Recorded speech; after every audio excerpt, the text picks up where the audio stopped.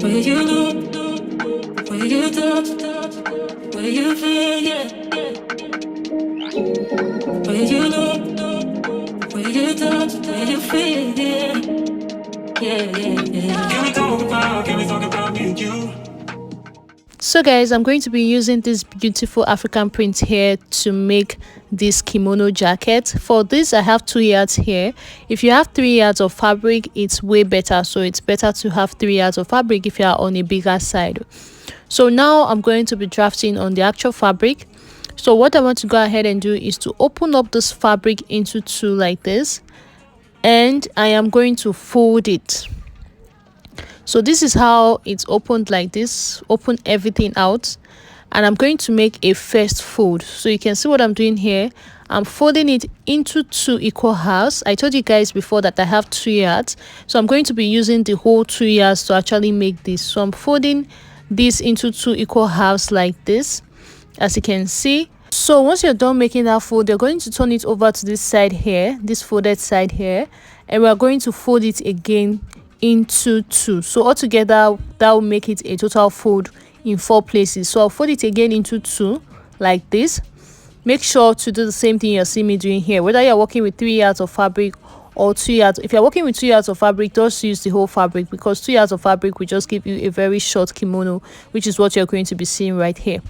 So now from the folded end in the middle here, I am going to take the neck measurement. So we're going to be using the back neckline. So from the top here, I will come down by 1.5 inch for the neck depth, and then I'll go in by 3 inches. So go ahead and do the same thing. Now I will just connect a curve to give me a round neckline. So once you've done this, the next thing you want to do is you're going to come down from the shoulder down to your bust point. For me, my bust point is 10 inches. Make a mark there and go ahead and draw a straight line across. So now once you've done that, the next thing you want to do is on this bust line that we just got, from the middle of your fabric, you're going to come in by your bust measurement divided by 4 and make a mark. Now after making that mark, you're going to add some allowances for ease, because the kimono jacket is usually very free. Depends on how free you want yours to be. You can add 2 inches, you can add 2.5 inches, you can add 3 inches. For me, I added extra 3 inches to my actual measurements. Okay, so now the next thing you want to do is you're going to measure your round sleeve measurement from the top of this fabric down towards the bust line. So for me, mine is 17, and that divided by 2, I marked it here. Now when you're actually taking this measurement on your body, make sure it's not tight. It has to be free, because this fabric is a free one. So after making that point, I went ahead to curve it to meet my bust points that I had earlier. Okay, so now I'm going to take this same measurement all the way down to the end of my fabric. So I'm just going to measure take the measurement I had from the bust point all the way to the end of the fabric, and I'm just going to connect all these points with a line.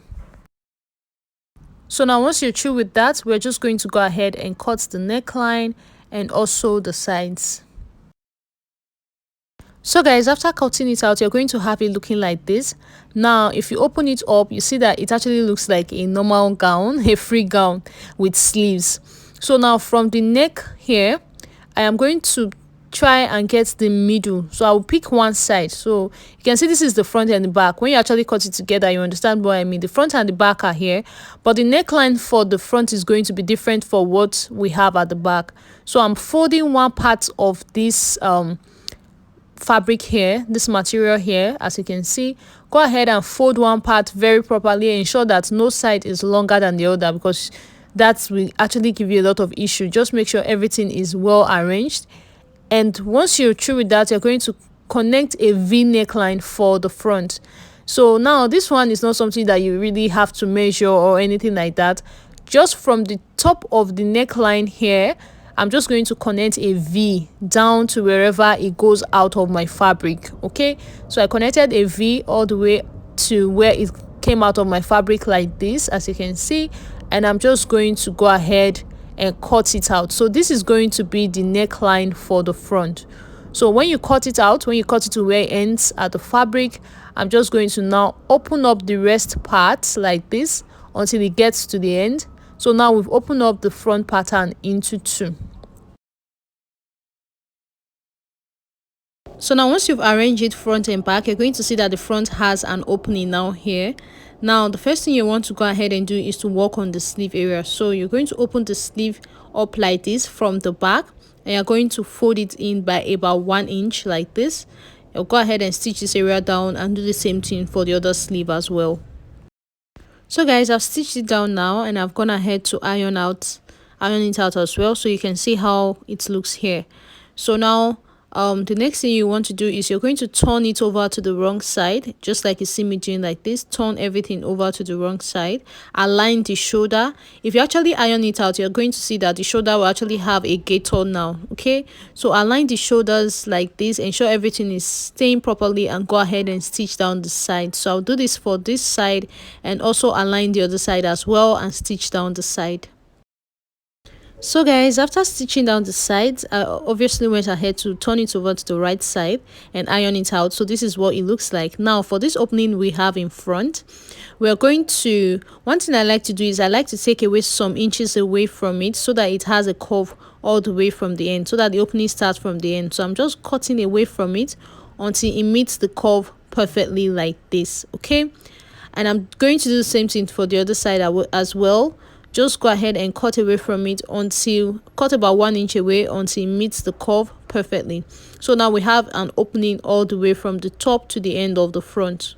So now I'm going to go ahead and finish up this front part, and what I'm going to be using to do that is a band. So now when it comes to this band, you can actually decide to play around with it. You can decide to use a black band, so that will give it a different fitting. So this band is going to be placed around the neckline all the way from the end round all the way through to the shoulder. As you can see, I'm taking the measurement around this area, measure it all the way around, all the way through the shoulder, and then back to the other side of the front. So I have a full tape. It's usually very long, so you have a full tape. For me now, I have a full tape and then definitely some inches. So from where that full tape stopped, I will go ahead and measure all the way to the end.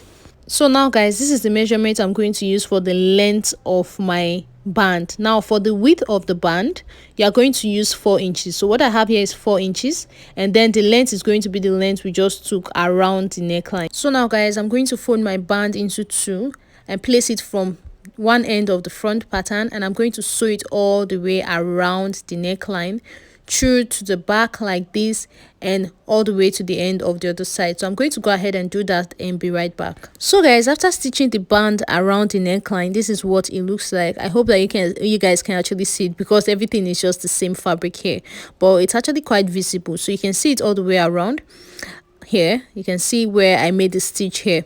So now after doing this, the last thing I went ahead to do was to fold the end of this jacket, and that is basically all for this. Actually, that's just all. That's the final look of this. So yeah, that's basically how simple it is to make this kimono jacket. Thank you so much for watching. I'll see you in the next one.